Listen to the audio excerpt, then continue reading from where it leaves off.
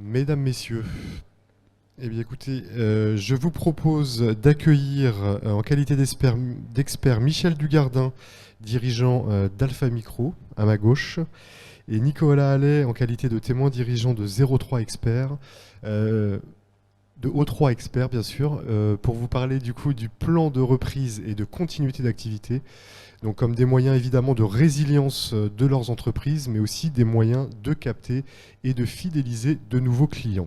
Messieurs, c'est à vous. Merci. Donc, bienvenue pour cet atelier concernant le plan de reprise ou de continuité d'activité, plus communément appelé PRA-PCA. Donc le PRA-PCA constitue véritablement une base nécessaire et même opportune pour la pérennité et le développement de l'activité de votre entreprise. Et qui dit pérennité dit aussi sécurité. Donc la société Alpha Micro, nous sommes présents sur le Loir-et-Cher depuis une trentaine d'années. Maintenant, nous avons une entité aussi sur Tours. Nous avons deux sociétés. Et vous pouvez voir par rapport au développement de notre société que la partie sécurité est une partie de plus en plus importante par rapport à notre chiffre d'affaires. Si tu veux bien. Donc la chose qu'il faut bien voir, c'est qu'on dit PRA-PCA, mais il y a une distinction entre le PRA-PCA. Le PRA, c'est le plan de reprise d'activité. Ça signifie que ce sont, comme vous pouvez le voir, un ensemble de moyens humains et matériels qui permettent de reprendre une activité. Ça signifie qu'il y a une rupture. Alors que dans un PCA, vous avez les mêmes moyens humains et matériels, beaucoup plus développés, qui vont vous permettre de continuer à votre activité sans aucune interruption. En fin de compte, la seule question par rapport à l'activité des chefs d'entreprise, c'est combien de temps je peux me permettre pour avoir une activité qui soit suspendue.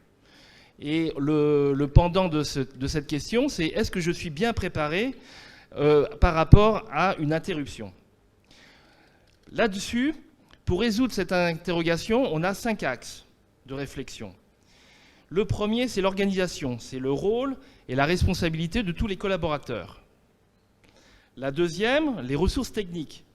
Quelles sont au niveau de votre infrastructure, le réseau, les systèmes informatiques que vous avez mis en place. Le troisième, non moins important, c'est le personnel. C'est la politique, comment vous gérez votre personnel, comment vous gérez les erreurs humaines, les vols, les fraudes et tous les autres abus. Le quatrième axe, c'est la sécurité physique des locaux. C'est les accès, est-ce qu'ils sont libres, pas libres, au niveau soit des locaux ou carrément au niveau des locales des serveurs. Et enfin, bien sûr, on est en France, il y a toujours l'aspect réglementation, notamment la protection des données à caractère personnel. Tous ces éléments sont constitutifs d'une démarche. Cette démarche, en fin de compte, c'est 6 étapes. Il est important d'avoir une bonne image de votre entreprise. Donc déjà, vous allez cartographier votre activité. On va revenir sur ces différents points. Vous allez gérer des risques. Vous allez définir les vulnérabilités. Vous allez aussi déterminer, en fin de compte, les objectifs par rapport aux premiers éléments que je vous ai cités. Et vous allez mettre en fonction de cela votre PRA, votre PCA. Et enfin, chose hyper importante, organiser, justifier et documenter tous les process. Et comme dans toute opération qui ont lieu dans une entreprise, il faut un pilote. Ça, c'est un élément qui est hyper important aussi. Le premier axe, le première étape, c'est l'analyse de votre activité. Donc vous allez définir le contexte de votre activité. Donc bien sûr, ça dépendra de la taille et ça dépendra aussi du secteur d'activité dans lequel vous êtes. Soit vous êtes dans le nucléaire, dans l'armement, vous pouvez bien imaginer que c'est absolument totalement différent que si vous êtes dans du commerce de détail ou alors dans le BTP ou la santé. Donc vous avez chacun des contraintes qui vous sont propres. Par rapport à ça, vous allez déterminer en fin de compte les activités qui sont absolument essentielles, vitales pour votre entreprise. Et vous allez mettre à plat tous les flux et les process. Enfin, vous allez identifier les collaborateurs clés qui vont vous permettre d'analyser et de gérer votre activité. Donc vous aurez à voir les personnes clés aussi bien dans la logistique, dans la production, dans les achats, les services informatiques, la compta. Autre point qu'il est non moins nécessaire de faire, c'est qualifier tous les intervenants clés qui interviennent dans votre entreprise. Il faut que vous recensiez toutes les personnes qui interviennent d'une manière ou d'une autre dans votre entreprise. Que ce soit, je dirais, la femme de ménage, par exemple, parce qu'il y a quand même un risque, mais c'est aussi les personnes qui vont s'occuper de la téléphonie, de l'énergie, des autres mainteneurs. La deuxième étape, c'est évaluer les vulnérabilités.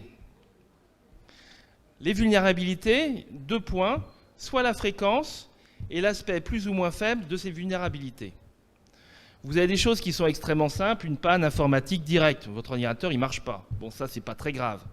Par contre, une défaillance de la tête de réseau ou des éléments actifs, une panne physique d'un serveur, d'un routeur, une coupure de votre téléphonie ou d'Internet implique quand même d'autres éléments dans votre activité.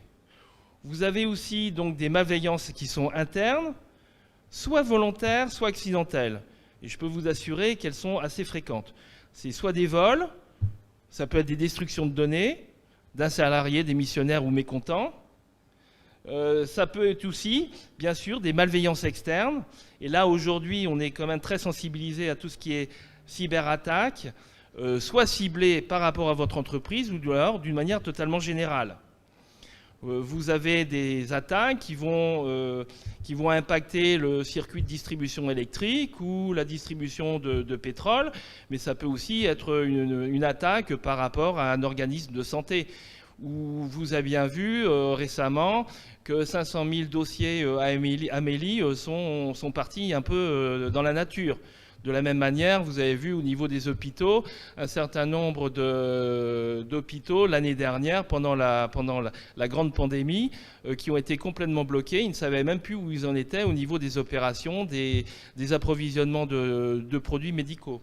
Donc c'est très important, et d'autant plus que dans ce cas-là aussi, vous avez donc dans ces malveillances externes, vous avez tout ce qui est virus. Et là, je dois dire que on a tout un tas de types. Vous avez des vers, vous avez des boots, vous avez des chevals de Troie, vous avez des ransomware, et à chaque fois ce sont des menaces, et on a l'impression tous que c'est à peu près pareil, mais on ne sait pas exactement toujours comment ça fonctionne. Donc l'intérêt, c'est un peu comme l'être humain. Vous avez un virus, il faut le bon médicament par rapport à ce virus. Donc là, vous avez établi à peu près toutes les menaces que vous pouvez avoir dans votre entreprise. Donc, à partir de ces menaces, vous allez à peu près évaluer les conséquences. C'est-à-dire que vous allez avoir d'abord des coûts financiers qui sont directs, c'est-à-dire la remise en route de votre activité. Très bien. Vous avez perdu vos données. Comment vous faites ? Est-ce que si c'est un ransomware, est-ce que je paye pas? Est-ce que j'ai des bonnes sauvegardes? Néanmoins, à un moment ou à un autre, j'ai une rupture. Donc tout ça, ça va coûter des sous. Est-ce que je vais renvoyer mon personnel chez lui en disant c'est un RTT, ou est-ce que je vais le payer? Ça a un coût aussi. Vous payez votre ransomware, super, génial. Vous récupérez 2-3 fichiers, c'est génial, c'est bon. Maintenant, vous voulez récupérer la totalité. Ah, maintenant, ça ne marche plus. Donc, vous êtes obligé de repayer.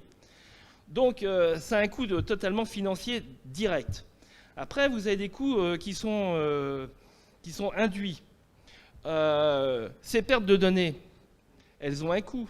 Vous avez perdu toute l'historique de votre entreprise. Vous avez peut-être perdu votre comptabilité, le du client. Est-ce que vous imaginez, est-ce que vous avez vu dans la nature un client qui vous doit de l'argent? Bon, ça existe, hein, je suis un peu mauvaise langue. Qui va vous dire « je vous dois tant » alors que vous n'avez aucune pièce justificative. C'est un peu compliqué. Un bureau d'études qui a perdu ses plans, c'est encore plus compliqué. Et puis des entreprises qui vous ont confié des données, comme les plans, vous les avez perdus. Comment est-ce que vous allez vous justifier? Donc, quelque part, ça a un impact aussi concernant l'image de votre entreprise qui est totalement détériorée par rapport à vos donneurs d'ordre.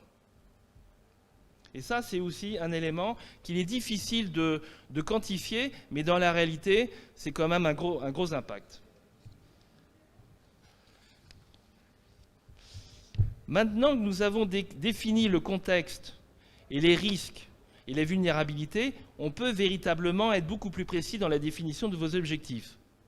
Toujours cette question, combien de temps je peux être bloqué pour ne pas perdre mes clients? Donc en fonction de ça, et en fonction de tous les éléments que vous allez glaner avant, vous allez voir si en fin de compte, un PRA, plan de reprise d'activité, est suffisant ou un plan de continuité est nécessaire. Vous avez des sous-traitants, ils ne peuvent absolument pas se permettre, ou plutôt des donneurs d'ordre, ne peuvent pas absolument pas se permettre d'avoir une rupture dans la livraison d'un service ou d'un bien.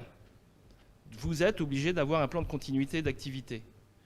Si, par exemple, une entreprise dans le BTP est coincée pendant 1 ou 2 journées, qui n'a plus de comptabilité, mais sur les chantiers, vous avez déjà une planification qui est plus ou moins vue, à la limite, vous pouvez avoir un système d'interruption ou de fonctionnement dégradé par rapport à votre activité. Donc c'est véritablement le pilote qui va déterminer le type de plan de reprise ou de continuité. Et en fonction de cela, vous allez mettre en place non seulement des ressources nécessaires, à la fois humaines et financières. Je prends un exemple. Vous avez un ransomware, vous avez perdu vos données. Bon, très bien, vous avez été prévoyant, vous aviez un intervenant qui s'occupait bien de votre informatique, vous avez les sauvegardes qui sont mis au coffre ou externalisées, vous allez pouvoir les récupérer. C'est parfait. Simplement, le moment où il va falloir désinfecter le serveur et désinfecter tout le réseau, il va y avoir un moment de latence. Au minimum entre une demi-journée et une journée, si tout se passe bien. Bon. Par contre, ça ne va pas nécessiter un achat de matériel particulier. Par contre, si vous avez un plan de continuité d'activité, il va falloir que vous ayez un serveur, il va falloir que vous ayez des sauvegardes. Alors après, il y a différents types de sauvegardes, soit vous prenez des sauvegardes sur cliché ou alors simplement des sauvegardes de fichiers. Mais non seulement, il va falloir que vous ayez une redondance, une réplication. Parce que si le lien est coupé, eh bien, vous allez pouvoir basculer sur le serveur de réplication. Et là, vous allez pouvoir avoir un plan de continuité qui sera absolument total. Peut-être que vous allez avoir une demi-heure, 1 heure de latence. Mais aujourd'hui, par rapport aux enjeux, c'est très très minime. Simplement, vous avez remarqué qu'au lieu d'avoir un serveur, j'en ai 2. Et il faut les maintenir. Donc ça n'a pas le même coût. Bon. Donc de ce fait-là, vous avez donc votre environnement, vous avez vos objectifs, mais après, parfois, peut-être il faut revenir à la réalité. C'est-à-dire, est-ce que je peux, est-ce que j'ai les moyens, est-ce que mon client, néanmoins, il me dit qu'il ne peut pas avoir une rupture. Bon, on peut estimer que je peux avoir une rupture d'une demi-journée ou d'une journée, et auquel cas, on est obligé de faire des arbitrages. Par rapport à ces arbitrages, en fonction du plan de continuité ou du plan de récupération, vous allez mettre en place les mesures organisationnelles et techniques. Vous avez décidé, maintenant il va falloir mettre la main dans le cambouis.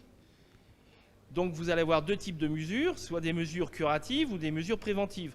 Vous avez vu dans votre petit inventaire que vous avez une grosse défaillance, et bien vous allez mettre un sparadrap tout de suite.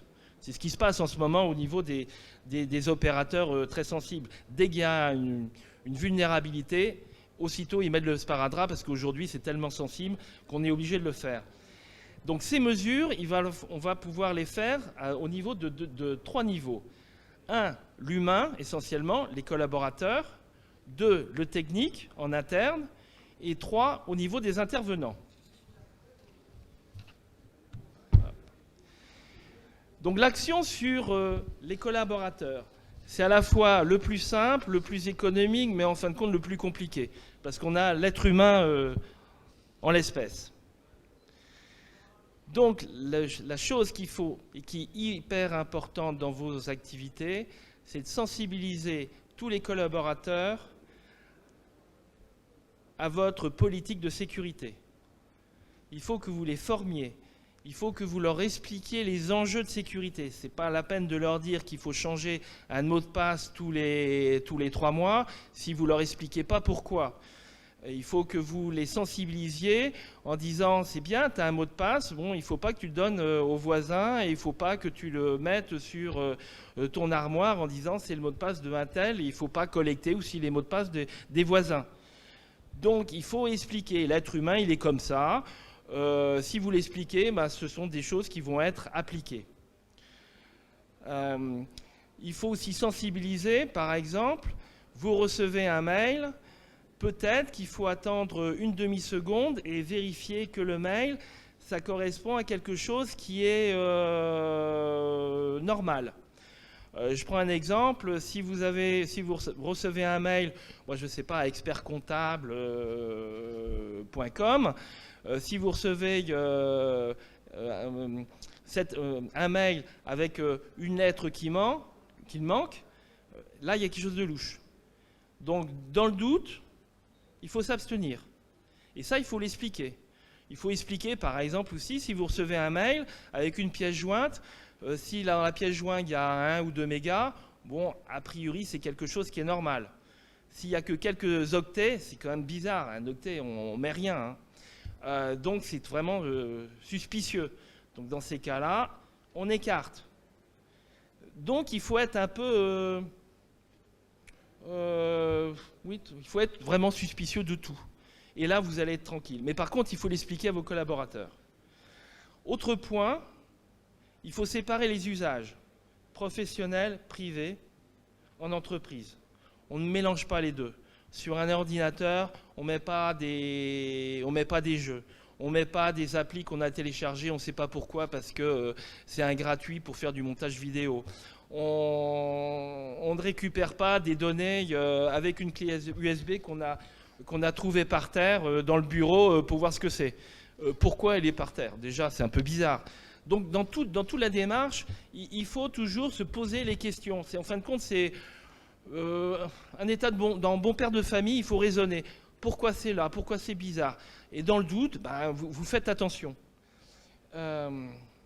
Toujours dans le même axe, il faut que vous assuriez, en fin de compte, une discrétion sur les réseaux sociaux. Et notre difficulté aujourd'hui, c'est qu'on a notre vie privée, notre vie professionnelle, qu'on mélange un peu tout, qu'on a des outils qui nous permettent d'avoir nos réseaux sociaux absolument partout. Au bureau, vos collaborateurs, vous les voyez, ils sont sur Internet. Ils sont sur leur page Facebook, ils discutent. Vous pouvez les empêcher, mais bon, aujourd'hui, est-ce que c'est vraiment dans l'air du temps? Donc, mais néanmoins, sur Facebook, il faut que vous ménagiez. C'est-à-dire que vous n'allez pas prendre des photos, à la limite, à l'intérieur de votre entreprise. Vous n'allez pas indiquer le nom de votre chien ou vos enfants, vos femmes. En général, un mot de passe, c'est assez simple. C'est l'année de naissance, c'est le nom du petit chien, c'est la résidence que l'on a à la campagne. C'est des éléments qui sont vachement simples. Donc déjà, si vous êtes un peu discret par rapport à votre vie professionnelle, ou alors vous séparez complètement. Vos mots de passe n'ont strictement rien à voir avec votre vie personnelle. Il faut de la rigueur. Enfin, vis-à-vis des collaborateurs,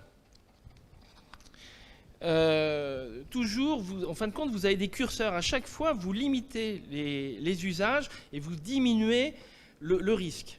Donc, avoir un ordinateur sur lequel vous n'ayez rien, dans l'absolu, c'est génial. Mais est-ce que vous pouvez vous le permettre? Les données, il faut que, de base, vous y ayez accès, que vous n'ayez rien chez vous. C'est-à-dire que si vous avez un portable que vous faites voler dans le train, à la limite, ce n'est pas très grave. Si vous avez un portable, il ne faut pas que vous utilisiez, par exemple, les Wi-Fi publics. Parce que dans les Wi-Fi publics, c'est très facile de pouvoir créer le lien par rapport à votre ordinateur et ensuite avec votre entreprise. Et toute en fin de compte, cet état d'esprit vis-à-vis de vos utilisations, il faut la formaliser.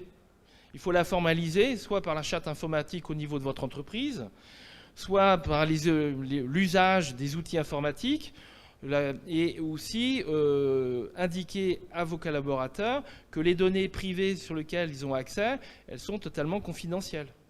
Donc là, vous avez vu, il y a encore une histoire du RGPD qui revient. Mais dans tous les cas, un support, c'est quelque chose qui est assez intéressant parce que ça permet, en fin de compte, de mettre du concret vis-à-vis de vos salariés. Et puis l'autre point, c'est que si vous le faites, c'est pas une fois tous les 6 mois ou une fois tous les 10 ans, c'est de manière assez régulière. Toujours un petit peu la piqûre de rappel. Bon, on parlait du Covid, la piqûre de rappel, on va bientôt être la 4e, mais en informatique, c'est à peu près la même chose. Et donc, si vous expliquez bien, si vous formalisez bien dans les documents, eh bien vous allez pouvoir assurer l'approbation de vos salariés. Et ça sera beaucoup plus facile pour qu'ils adoptent les mesures qui ont été décidées. Faites adhérer vos collaborateurs.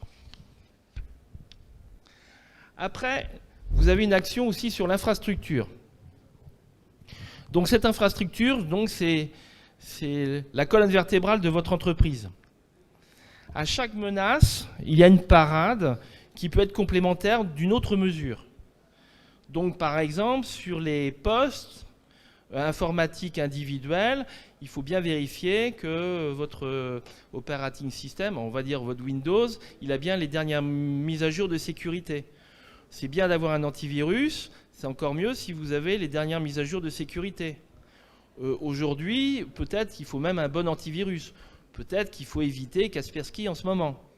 Bon, il faut gérer les profils. Il ne faut pas que tout le monde ait accès à tous les fichiers, à tous les répertoires. Il faut générer des droits.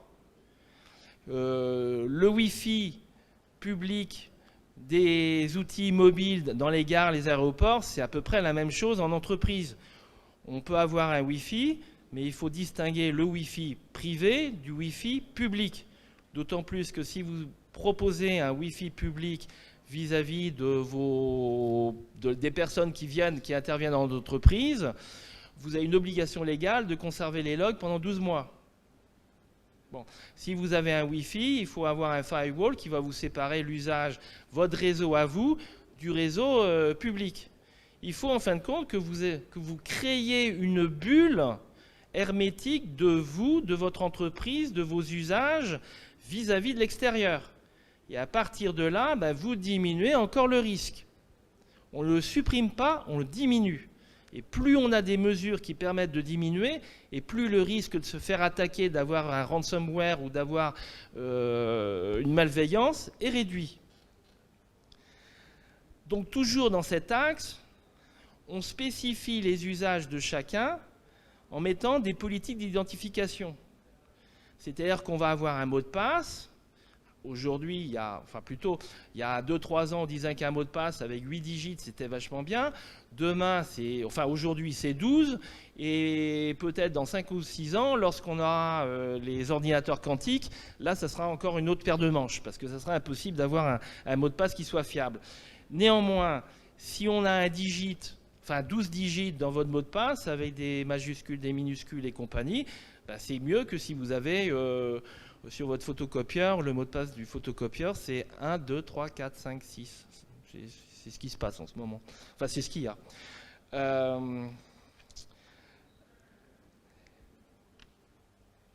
Quand vous vous connectez en entreprise que vous avez à l'extérieur, il y a aussi des systèmes qui vous permettent, en fin de compte, d'attaquer votre serveur de manière non directe.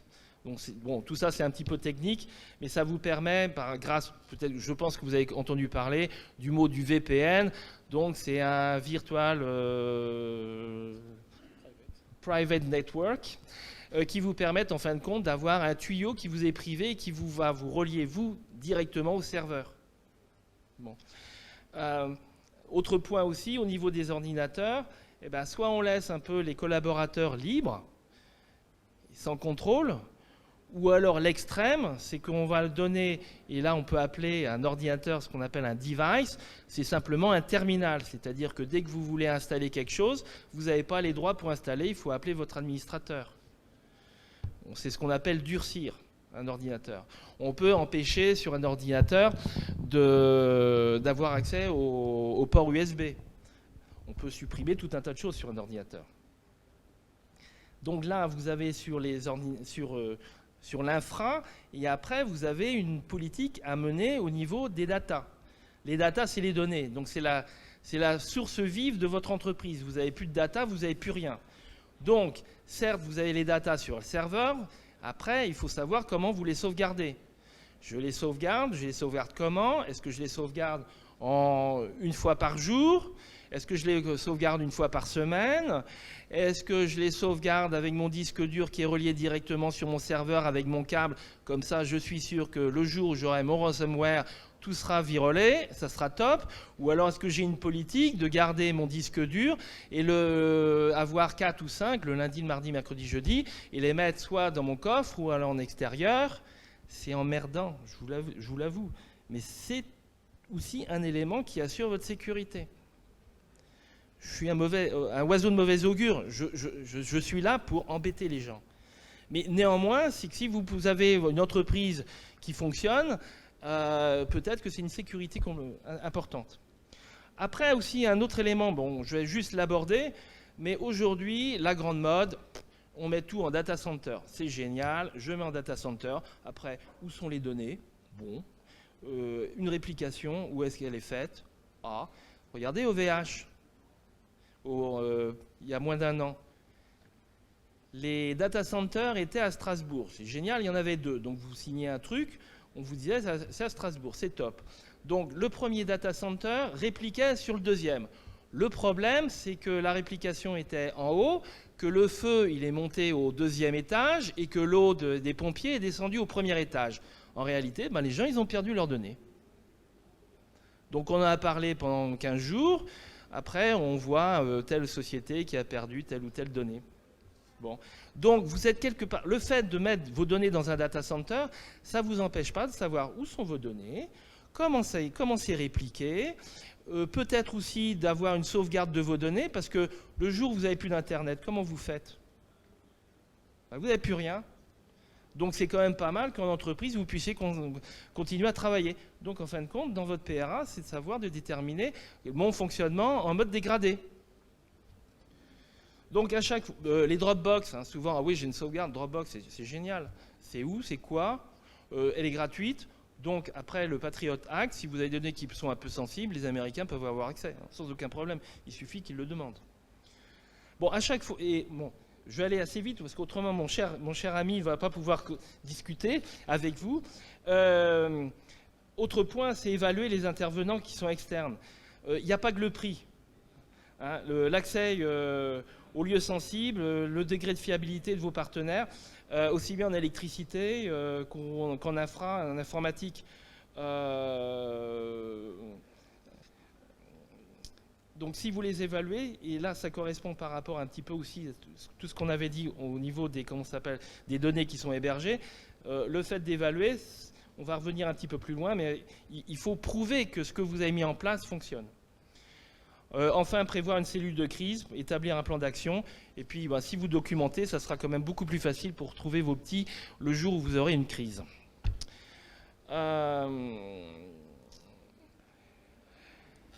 Comme on a mis un certain nombre de mesures en exergue, c'est bien, donc maintenant il va falloir le prouver. Donc je vais aller très rapidement, parce que là-dessus, c'est-à-dire que vous pouvez avoir des tests de phishing qui sont effectués. Il y a à peu près 10 jours, une entreprise du Loiret, donc on est sauf, 400 mails, test de phishing, 145 personnes ont ouvert la pièce jointe. Génial. Sur les 145 personnes, il y en a 43 qui ont rempli le formulaire avec leur nom, leurs identités, leur mot de passe et tout. Génial. Bon, eh ben, grâce au test de chez phishing, peut-être qu'on va pouvoir faire une sensibilisation un peu plus importante. Après, donc, les mesures techniques, donc c'est des tests d'intrusion. Donc les tests d'intrusion, il faut que ça soit fait par des gens qui soient sérieux, indépendants, qui n'ont aucun lien avec d'autres sociétés qui font de l'infogérance. C'est la qualité, c'est la fiabilité du test. Des tests de restauration de fichiers, du serveur ou alors simplement de certains fichiers. Serveur, c'est un peu compliqué parce qu'il faut avoir un autre serveur et puis rebasculer sur l'un sur l'autre. Un test de quelques fichiers tous les 6 mois, ça permet de se rassurer, ça fonctionne. Des tests électriques, hein, si j'ai plus de courant, comment ça se passe? Est-ce que mon serveur, est-ce qu'il va s'éteindre normalement? Des tests de réplication, je coupe mon lien sur mon premier serveur, est-ce que la réplication fonctionne? Toujours, hein, j'ai mis en place des mesures, est-ce que ces mesures, elles sont aptes à répondre à mon objectif de continuité ou de reprise d'activité? J'analyse, j'évalue et j'adapte les procédures. Et toujours, vérifier l'adéquation entre les mesures adoptées, le PRA et vos objectifs d'activité. Très rapidement, comme on l'a vu, les contraintes, elles ne sont pas figées. Là, on a pris une photo. Le problème, c'est qu'on est dans un film. Et dans le film, les acteurs, ils changent. Donc, les contraintes, elles changent. Les circonstances exceptionnelles, pandémie, conflits internationaux, parce qu'il y en a plusieurs, les nouveaux usages par rapport à la mobilité, vos partenaires, ils ont exactement les mêmes contraintes.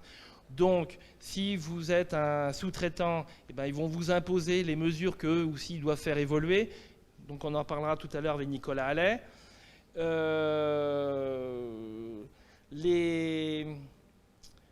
La fréquence, l'intensité, la sophistication des attaques cyber. Donc, M. Biden nous dit que nos amis russes sont en train d'en préparer une. Et pendant ce temps-là, pendant que la Corée, qui est tranquille en ce moment, en train de bazarder des missiles dans le Pacifique, eh bien, ils continuent à rançonner les entreprises. Juste pour mémoire, en 2019, ils ont quand même récupéré $1 milliard avec les rançons dans les pays occidentaux. Donc, tout va bien. Donc, à chaque fois, vous avez des nouvelles mesures. Quand vous avez des nouvelles mesures, eh bien, il faut les appliquer, il faut faire évoluer votre PRA-PCA, il faut adapter le niveau de sécurité et toujours, voire plus loin, établir une feuille de route. Petit schéma très rapide, hein, qui résume assez brièvement ce que je vous ai indiqué. Donc, en 1, on va analyser, on va planifier, on va avoir une politique de sécurité que l'on va mettre en place, on va gérer nos risques. À partir de là, donc, on va agir, on va les mettre en place, on va vérifier, justifier, évaluer. Et il y a toujours quelque chose qui va être modifié, excusez-moi. Et donc, il faut faire évoluer votre feuille de route. Et on continue, et on replanifie et compagnie. Bref, c'est une contrainte, mais c'est aussi une opportunité pour les sociétés qui développent du service, et notamment vis-à-vis des grands comptes. Donc, toute la politique que vous menez, eh bien, ça va rassurer vos collaborateurs, ça va rassurer vos donneurs d'ordre, ça va même quelque part vous rassurer. Et si vous avez établi des bonnes fondations, je dirais, à votre maison, et si vous avez une démarche continue d'amélioration de votre PRA-PCA, après, ça vous donne l'opportunité donc de développer une relation d'affaires qui est existante ou d'atteindre de nouveaux clients. Donc, vous avez la théorie. Donc, je vous engage maintenant à écouter mon ami O3 Expert, représenté par Nicolas Allais. Merci, Michel. Oui, Nicolas Allais. Moi, je suis là parce que je suis un exemple, en fait. Tout ce que j'ai entendu là, de la part de Michel Dugardin, c'est tout ce qu'on vit au quotidien. Je ne suis pas un professionnel de l'informatique, hein, je ne suis pas un directeur des systèmes d'information. Je suis avocat d'affaires à la base, et puis je me suis associé dans une société coopérative et participative qui s'appelle O3 Expert. Entreprise adaptée. Alors, je vous dis juste en 2 minutes ce qu'on fait, j'en profite pour faire ma pub. En fait, notre but principal, c'est de favoriser l'inclusion de personnes en situation de handicap. Et donc, en fait, on va dans toutes les activités où on voit qu'il pourrait y avoir une source d'inclusion pour des personnes handicapées, que ce soit un handicap physique ou psychique. Et donc, ça nous amène à faire des activités très variées, un peu comme les ESAT qui font des activités souvent très variées en fonction des compétences de leurs collaborateurs. Alors, parmi ces activités, la plupart reposent sur l'outil numérique, hein, l'utilisation de moyens numériques, puisque c'est ce qui est indiqué dans le slide, là, le Business Process Service. C'est un acronyme anglais qui veut simplement dire en fait que des clients externalisent chez nous des process d'activité, qui ne sont pas forcément que des process accessoires ou des process support, ça peut être aussi des process cœur de métier en fait. Et ils nous font sous-traiter une partie de leur métier. Et donc ils nous font confiance en nous confiant la réalisation de tâches qui peuvent être des tâches clés, avec des données clés de leurs clients clés. Ce qui nous donne un peu de responsabilité. Alors, en 2 mots, O3 Expert, une croissance assez rapide, puisqu'on a constitué cette structure à fin 2017, et puis en 2019, on a vraiment commencé à prendre notre envol, et on est passé de 13 à 100 personnes dans l'effectif, 68 ETP cette année, et donc aussi une multiplication des sites, ce qui, pour notre prestataire maintenance et sécurité informatique, qui est présent à cette table, est un sacré challenge, parce que plus on a de sites différents, et plus évidemment la sécurisation à un coût raisonnable est un challenge. Voilà. Donc, une fois qu'on a dit ça, pour vous refaire un petit peu l'histoire, quand on est une TPE qui travaille pour des particuliers ou pour des PME, parfois le choix de faire ou de ne pas faire ce que vient de décrire Michel Dugardin, c'est vous qui le faites, c'est une décision que vous prenez. Et puis quand vous... Je suis trop loin ? Beaucoup trop loin. Ah, pardon. Vous m'avez quand même entendu un peu ? Ouais, ça va. Et puis quand vous commencez à travailler avec des grands comptes, c'est plus un choix. C'est-à-dire qu'en fait, la maîtrise des risques, ce que j'explique, ce que vous pouvez dire derrière moi, devient un enjeu stratégique. On vous demande en fait de prouver que vous êtes au même niveau de sécurité informatique que vos clients, qui sont des multinationales, qui ont 20, 30 000 personnes, pour pouvoir travailler avec eux. Parce qu'en fait, ils vous donnent accès, ils vous donnent les clés de chez eux pour occuper une toute petite partie, une petite fonction, mais quand même, ils vous donnent les clés, et donc vous devez être au niveau. Et si vous voulez conserver votre marché, vous êtes obligé régulièrement, avant c'était chaque année, maintenant c'est plusieurs fois par an, de démontrer que vous êtes bien au niveau. Et à chaque fois que l'actualité ou que les connaissances techniques renforcent la crainte d'une attaque, d'un risque, etc., eh bien, le niveau d'exigence monte et vous devez vous y adapter. Donc c'est ce que j'ai essayé d'expliquer. Ça reflète un peu ce que j'ai lu dans une des diapos tout à l'heure. Les enjeux de votre entreprise vont évoluer dans le temps et évoluer aussi avec les enjeux de vos clients. L'image que j'aime bien utiliser, c'est que la sécurité informatique, c'est vraiment une chaîne, et que au sein même de votre entreprise, ce qu'on va chercher à identifier, c'est le maillon faible de cette chaîne pour le renforcer, parce que sinon, quand on casse ce maillon, on casse tout le système. Et puis, au-delà de ça, au sein même de votre écosystème, dès lors que vous travaillez pour des clients ou que vous travaillez avec des fournisseurs qui vous ouvrent un peu l'accès chez eux, vous devenez un maillon de leur chaîne. Donc si c'est vous le maillon faible, vous resterez pas longtemps dans la chaîne. Voilà. À partir de là, ce que j'ai voulu vous partager, c'est un petit exemple concret de ce que un client grand compte peut nous demander de déclarer et de justifier sur une base annuelle ou tous les 6 mois. Et donc c'est du réel, hein. Je me suis permis, alors j'ai mis en petit pour qu'on ne voit pas tout, mais je me suis permis de souligner des sujets qui peuvent nous intéresser. RGPD, donc réglementation de la protection des données, réglementation européenne que forcément vous connaissez aujourd'hui. On nous demande systématiquement de vérifier où sont stockées les données, dans l'UE ou hors UE.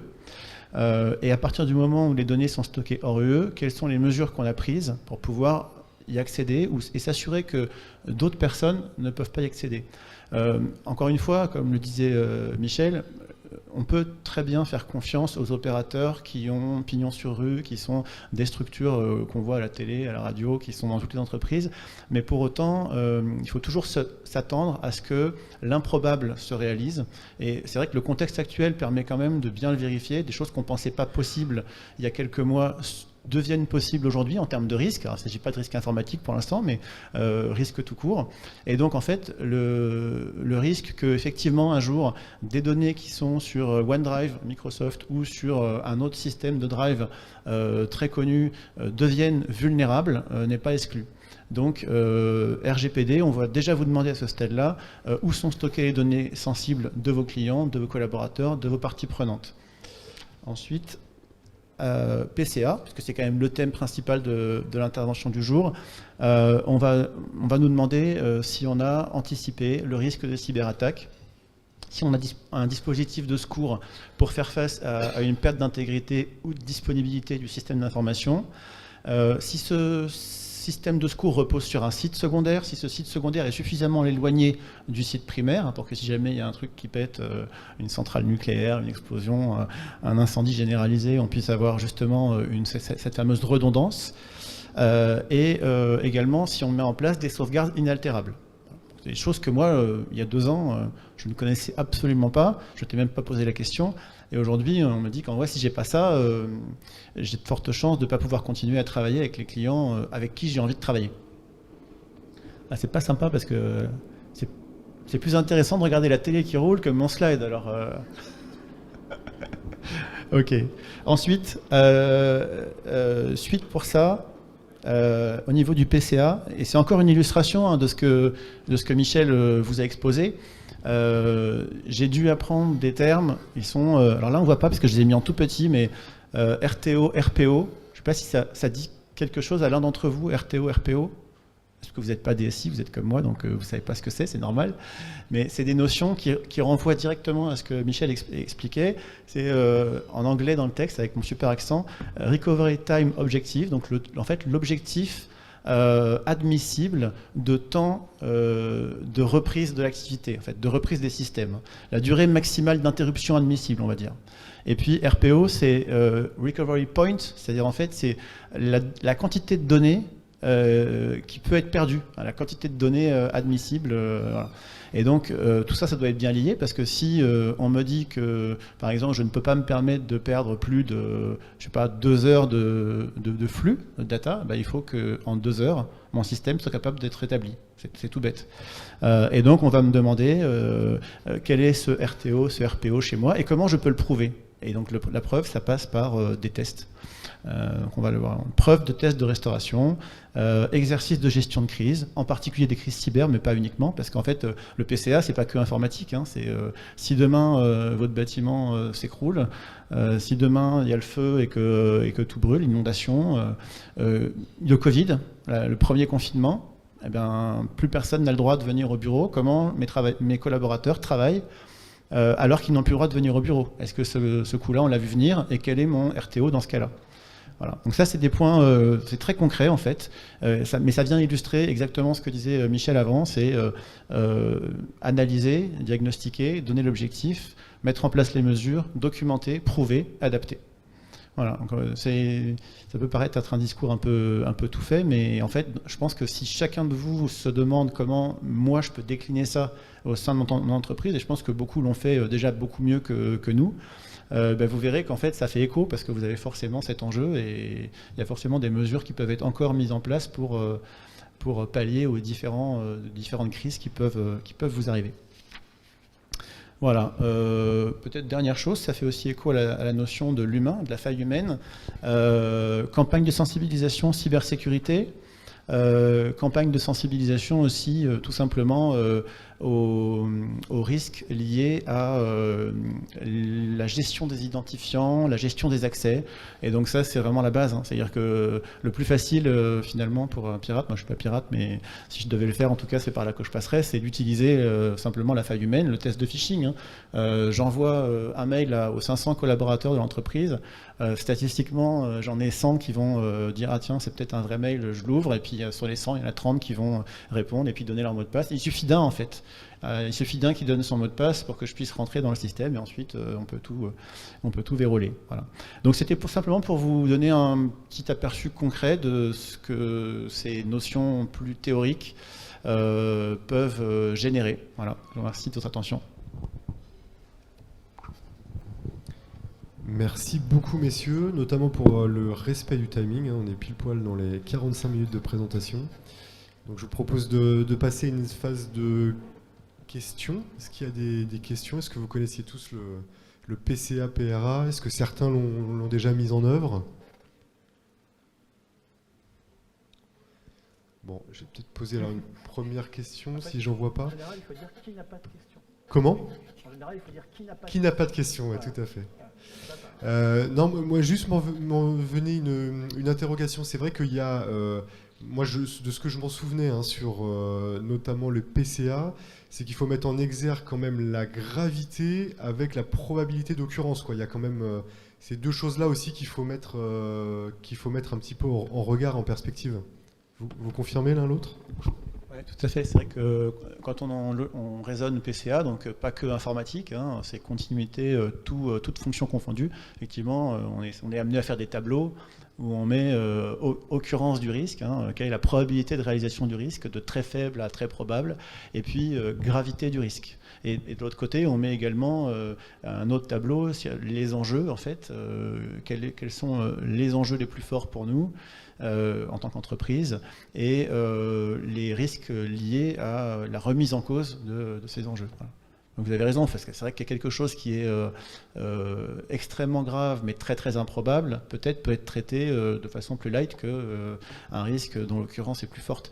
Encore une fois, après, il faut bien... Enfin, c'est ce que je disais tout à l'heure, c'est que c'est bien de dire le truc est très improbable, donc on y alloue peu de moyens.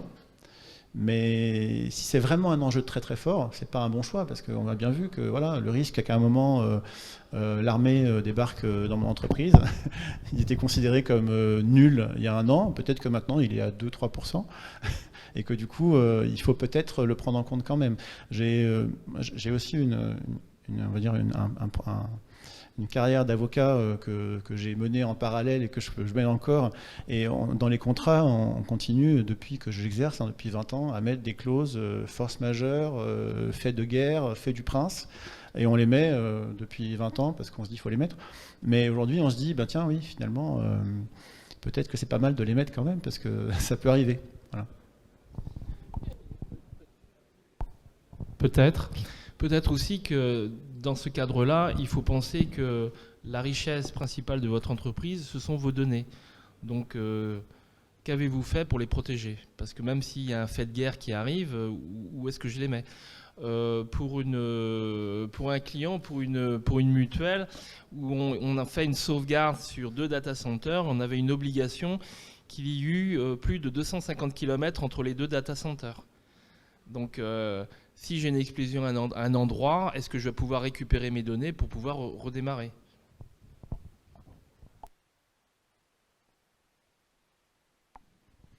Alors, est-ce que la première question en entraîne d'autres par effet ricochet ?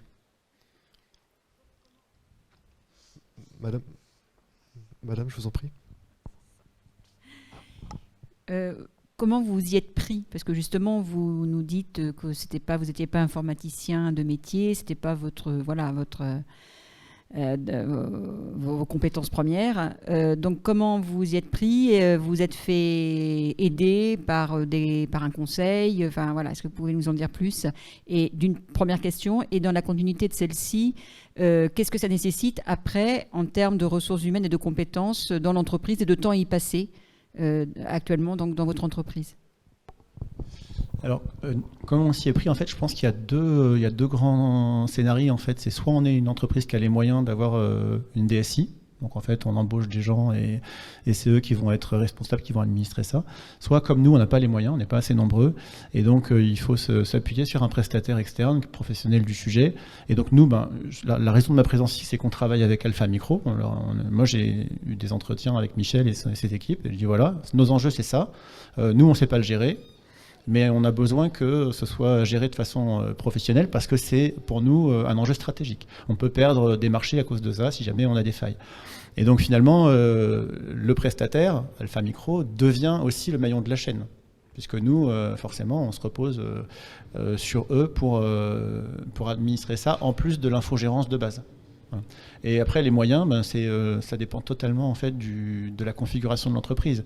Selon qu'on est monosite ou multisite, selon le nombre de postes qu'on va avoir, selon aussi le type d'activité, parce que nous, on a une activité, on va dire, importante dans laquelle on stocke aucune donnée. C'est-à-dire qu'en fait, on travaille en se branchant sur le système informatique de notre client. Et donc, on n'a jamais la possibilité d'importer des données sur notre système informatique local, que ce soit sur les PC, les portables des collaborateurs, les appareils mobiles, on ne peut jamais rien importer. Tout est complètement verrouillé. Donc on travaille, on se branche sur un système, on produit sur ce système, on enregistre sur ce système, et quand on referme la session, il n'y a aucune trace chez nous. Donc là, ça rend la chose plus facile.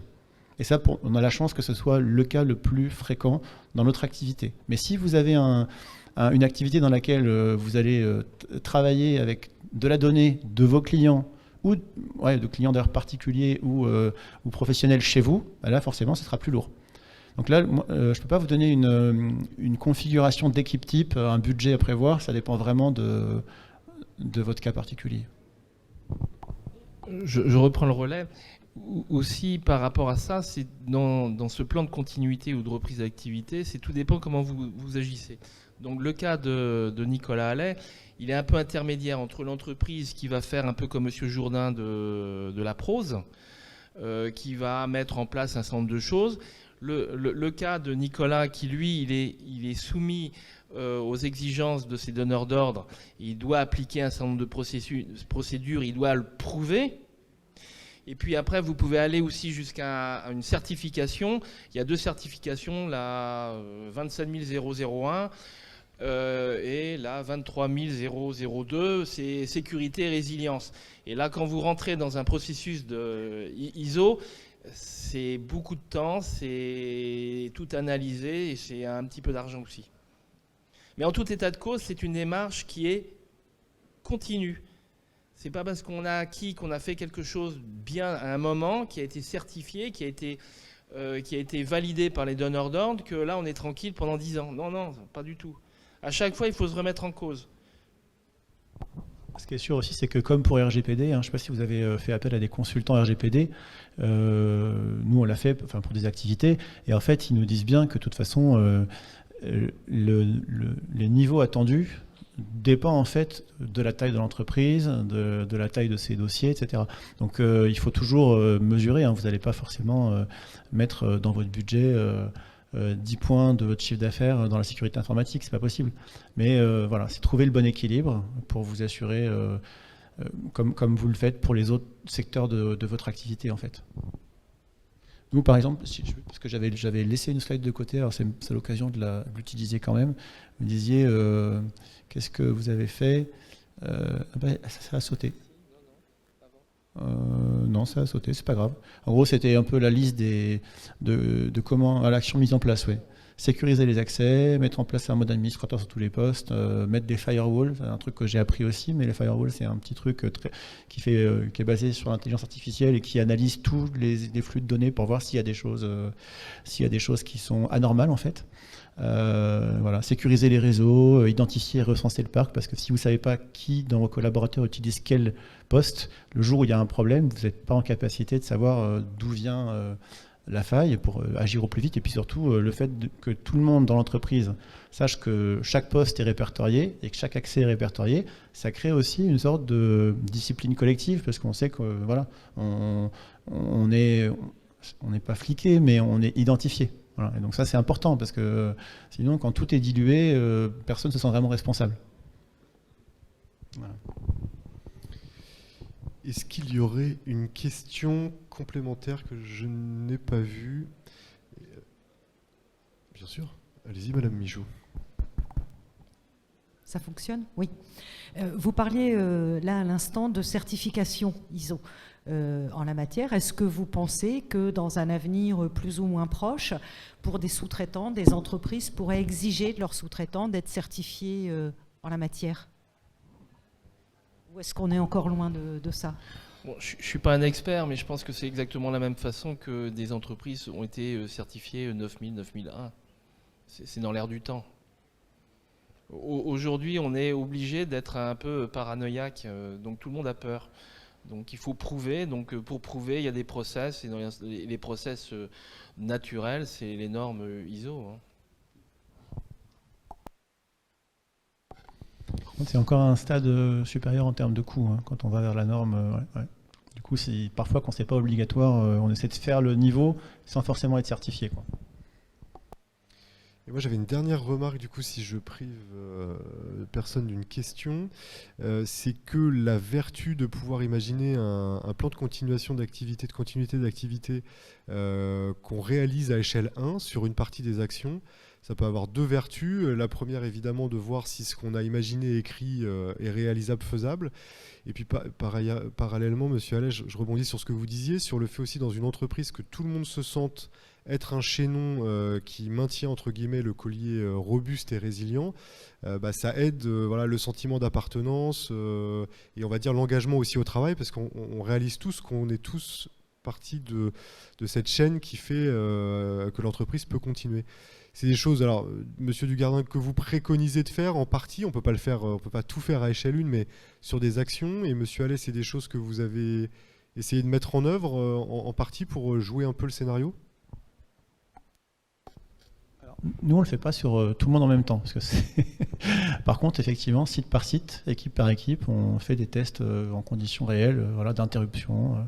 On arrive le matin, il n'y a pas d'internet, on arrive le matin, il n'y a pas de courant, à un moment les accès sont bloqués, test de phishing, il faut le faire également, test d'intrusion, et effectivement il faut associer les collaborateurs à ça, parce que ça leur permet aussi de se rendre compte des risques, de les mesurer plus concrètement.